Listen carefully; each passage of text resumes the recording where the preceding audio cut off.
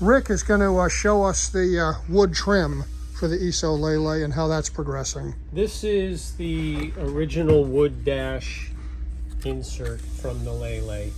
You can see where it was covered, how much it's faded in the sunlight over the years. Yeah, so this looks like a different piece of wood, but it's not. This is the unfaded that was covered, and this is 50 years of fading.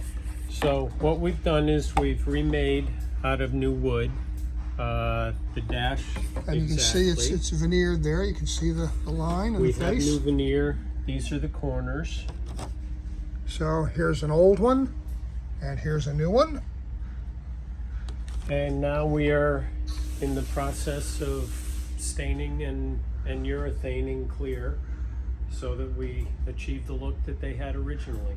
So this will be a faithful recreation Yes. of what Iso did, but it's actually going to be better because we're going to be refinishing it with modern urethane clear as opposed to the old antique style clear lacquer varnishes. It would chip and peel. Yeah, and this won't.